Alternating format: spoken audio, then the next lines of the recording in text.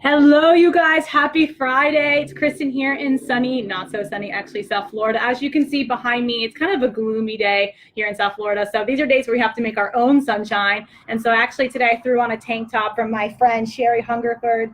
Thank you so much for this tank top years ago from our Fit Girl Republic. And it's really motivated me to get out and get moving today. So thank you for that. I'm also really excited. I'm going to Marco Island tomorrow for the the annual Nutrition Dietetics Convention in Marco Island. Super excited for that. But even though nutrition is really important when it comes to weight loss and health, we can't deny that emotions play a phenomenally big role in the weight loss journey. And so here today, I'm going to talk to you about a little bit of emotional eating and how fear plays a really big role in sabotaging weight loss. And I'm going to give you the 3 reasons why fear may be to blame for your weight loss struggles. I'm going to go ahead and jump right into this topic.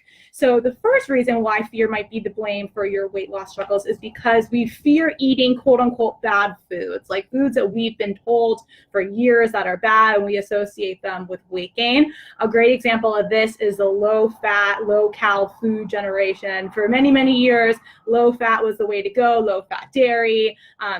And so we see all these fat-free foods that became popular. But as we're learning, and the keto fans out there are probably like, Kristen, no, we don't think that. But I want to make sure that you understand that there are a lot of people that still believe that they should avoid oil, they should avoid nuts, they should avoid butters and all these foods because they're considered high fat. And that's just obsolete information at this point in time. Although it's important to eat high quality products like this, but in the quantity as well. So they're oftentimes also associated with weight gain. If you're trying to gain weight, you're prescribed to eat more of these foods, right? But it's about finding a balance and not totally taking those foods out. Because the truth is, guys, high fat foods play a big role in our brain function, our satiety, and also our hormone balance. So it's really important to get adequate, healthy fats into your system. I'll give you a great example of myself. Years ago, I was obsessed with diets and weight loss, and I was only eating egg whites. I was convinced that egg yolks were the devil. My family has a history of high cholesterol, and I knew the egg yolks had fat in them, so I only bought egg whites. But the problem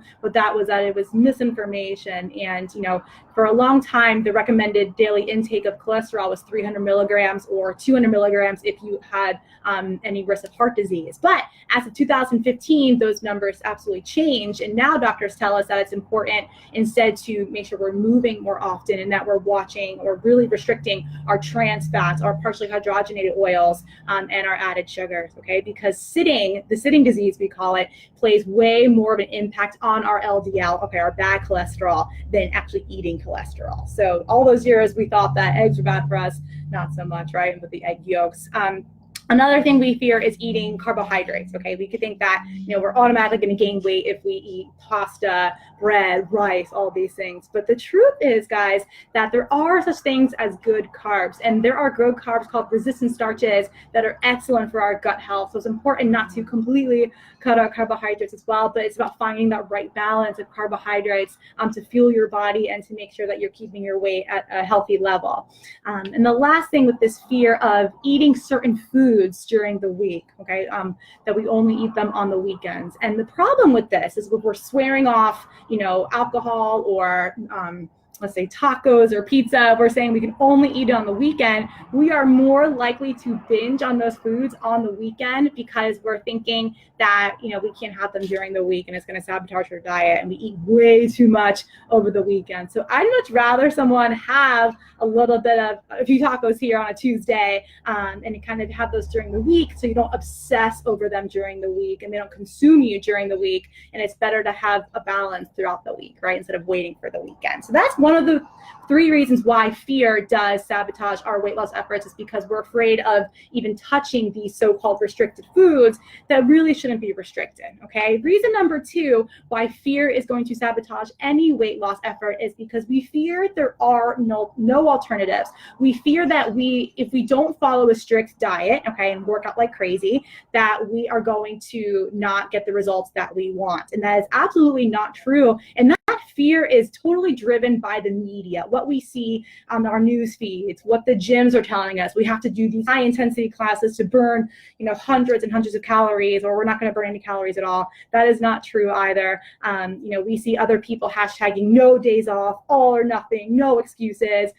Discipline is everything. And yes, although discipline is important in terms of accomplishing any goal, it's important not to let it stress you out. And some people, have to have a certain level of discipline, right? And so it really depends on you and what works for you. But there is no one size fits all. While some people can follow a regimented plan that works for them, it's not for everybody. And you have to be able to understand what it is that you need, okay? Another thing is we get FOMO, we get fear of missing out. We see people getting results from these kinds of plans, and we think, well, if they can do it, then I can do it. Okay, but you have to ask yourself a few questions if you fall into this trap, that if these people are doing it, then I can do it too. First of all, you can't compare yourself to other people. One person's results is not guaranteed that everyone else is going to have the same results. Secondly, what was that person's journey like? Okay, let's say they did this 12-week program where they ate super, super clean and then they looked amazing at the end.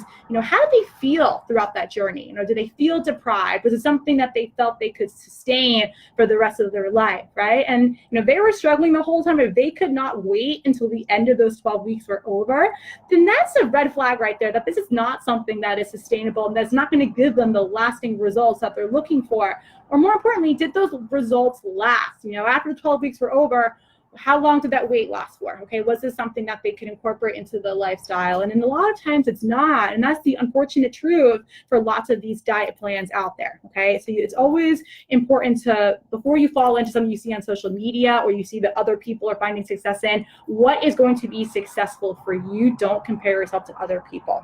Lastly, guys, this is probably the third and most important reason why fear is potentially making you struggle on your weight loss journey, is this fear of failure, okay? And this fear of failure plagues all aspects of our life. A lot of us fall into this all or nothing trap, okay? We feel as if I don't follow a strict diet and work out like crazy, that I'm not going to lose the weight. So why should I even bother? Why should I even begin to try to lose the weight that I want? Or, if I start a diet and fall off the wagon, there's no point in getting back on. It's just going to be too hard for me, okay? Or the worst thing to feel is that I'm not good enough to succeed, or I'm doomed to fail. And unfortunately, I hear these things quite often, and this is what prohibits people from getting started in the beginning, because they're afraid of failure. And that's a mentality, guys, that I really work with people to try to fix. The all or nothing trap. It's not a healthy way to live, and you can't be so hard on yourself, and you have to be able to be flexible and forgive yourself if you come into some hardships, because guys, we are not perfect. That is the absolute truth.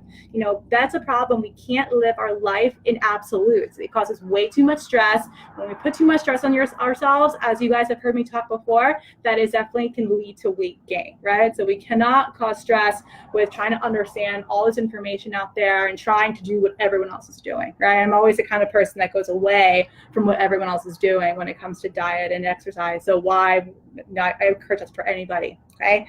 So look at it this way, guys. Let's say you're driving one day and you get in a little fender bender. Okay, are you going to stop driving for the rest of your life? Are you going to stop driving for a while? Unless the accident's like super, super severe, you're probably going to get back in the car the very next day, right? You're not going to stop driving, right? Or let's say it this way: if you are a business owner and you make one bad business decision, okay, are you going to shut down your business and go into foreclosure or whatever?